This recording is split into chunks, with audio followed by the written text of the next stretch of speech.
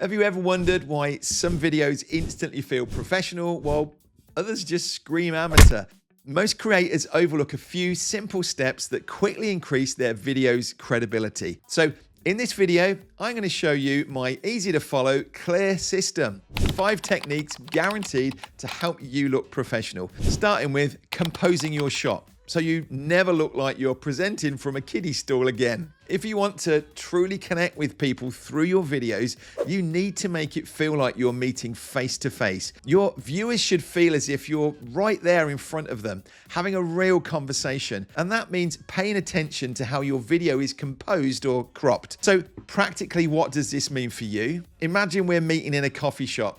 You wouldn't choose a table where one chair is at a normal height and the other one is a high stool. That would make the conversation feel really awkward, wouldn't it? Instead, you want to sit at the same level, and we need to replicate that exact feeling in our videos. Now, don't worry, this isn't an exact science, so you don't have to get it perfect. Just make sure that you're not noticeably looking up or down at the camera. Aim for it to feel natural, like you're looking straight across at someone. How do you do this? Well, it's pretty easy actually. If you're using a camera, grab your tripod, or if you're using a laptop, just stack up a few books underneath it.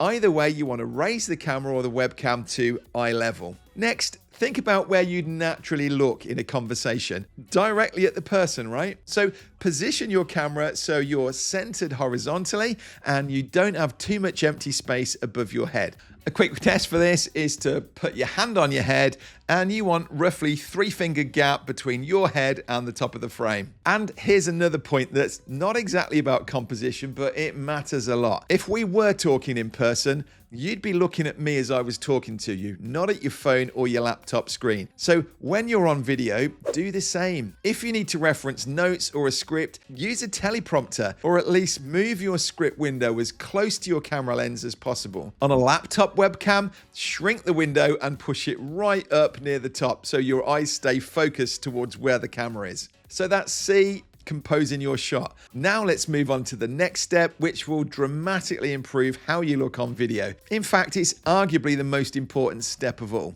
and that's lighting your face. Let's dive into the simplest and most effective way to do this. First, I want to show you a few common lighting mistakes people make, and then we'll talk about how you can easily avoid them. Here they are, and as you can probably see, some look worse than others, but none of them look great. So let's break down exactly what's going wrong in each one and how you can fix it. Mistake number 1 is lighting from behind. This is what happens when your main light source is behind you. It's even worse if it's a bright window or a visible lamp behind you.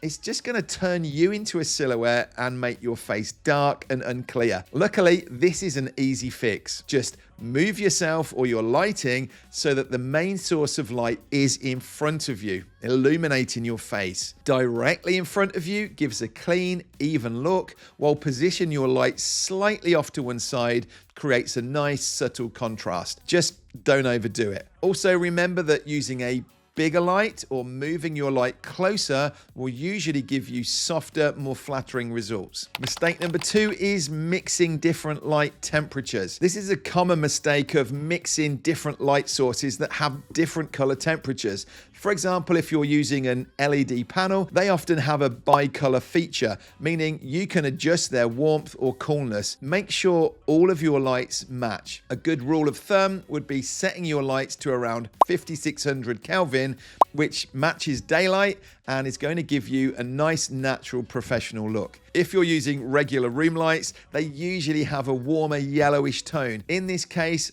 either switch them off completely if you can, or invest in some smart bulbs that let you control their color temperature. Mistake number 3 is relying on natural daylight. Using daylight might seem like a great, easy solution, but unless you live somewhere with consistently clear skies, it can quickly become a problem. Imagine being halfway through recording and suddenly that sun hides behind a cloud, plunging your video into darkness. It's unpredictable and it can totally ruin a shot. So my advice, don't rely solely on natural light unless you're filming something short and you're certain the weather won't change. And if you do use natural daylight, avoid direct sunlight because it's going to move throughout the day and it can be harsh. Instead, aim for indirect, softer daylight to keep things consistent and flattering. Follow these tips, avoid these common mistakes, and you're already going to be well on your way to looking professional on camera. But now let's move on to one of the most overlooked elements of professional quality video, and that's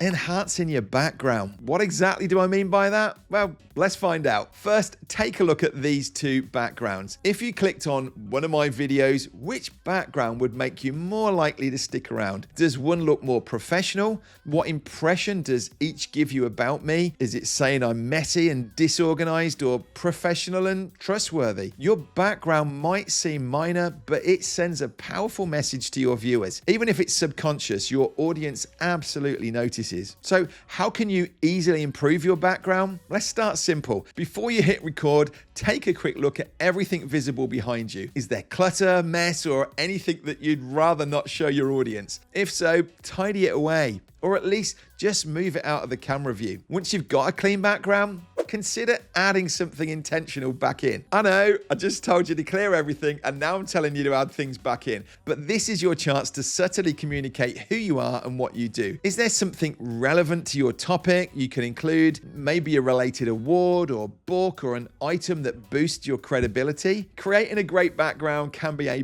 bigger topic than most people realize, but here's an easy way to approach it. Imagine you're inviting your ideal customer to meet you. Where would you want the meeting to happen? At your home, in a sleek high-rise office, or a cozy coffee shop? Whatever feeling that you want your ideal customer to experience, replicate that atmosphere with your background. And if you're stuck for ideas, start taking screenshots of YouTubers or video creators whose backgrounds you love. Then put these screenshots together into a mood board to inspire your own setup. Now that you've nailed composition, lighting, enhancing your background, you're ready for the next step in our clear system, and that's adjusting your settings. Let's dive into exactly how to do that. First, let's quickly see the difference this step makes. As you can tell, adjusting your settings properly can dramatically improve the video quality. But how exactly do you do that? First, make sure your recording quality is set correctly. Ideally, you never want to go below 1080p. If you're live streaming or on a Zoom call, you might have a bit more flexibility, but even then, 1080p should really be your baseline. This ensures your videos look sharp and professional. Next, and this is important, turn off artificial effects like skin softening and background blur. Seriously, skin softening might seem like a good idea at first. Sure, it can smooth out those wrinkles and imperfections, but it does this by heavily softening your skin, making it obvious that there's a filter. And ironically, this actually draws more attention to your face and imperfections. Trust me, you're going to look far better without it. Background blur is another tempting option.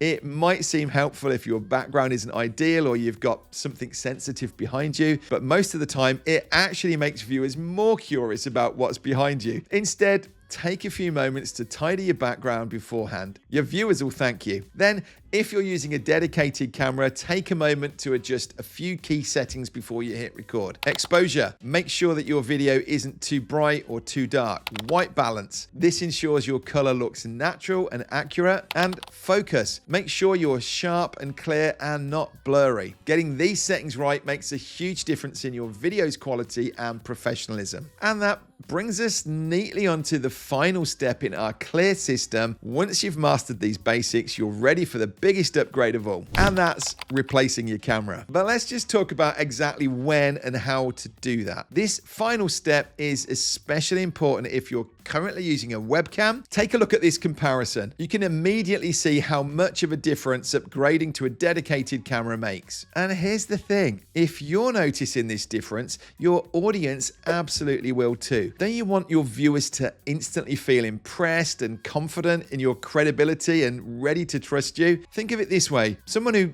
doesn't invest in a dedicated camera or doesn't see the value in doing so probably won't be perceived as a market leader. And if your goal is to attract clients who are prepared to invest in themselves, you need to show that you're willing to do the same. But what if you already own a camera? Should you still upgrade? The answer isn't always a simple yes or no on this one. It depends heavily on the camera that you currently have, but here's something I've noticed. When I hear people say that they're upgrading to a more expensive camera, the real issue usually isn't their existing camera at all. It's their ability to set it up correctly. So before you spend money on a new camera, make sure you're definitely getting the best results from the one that you already have. A simple setting adjustment, when you know exactly what you're doing, could literally save you thousands of dollars. But that still leaves one big question, and that is, how much should you actually spend on a camera? Well, to find out, check out this video where I put a $500 camera head-to-head against a $2,000 camera. Is spending 4 times as much really worth it? We're going to find out.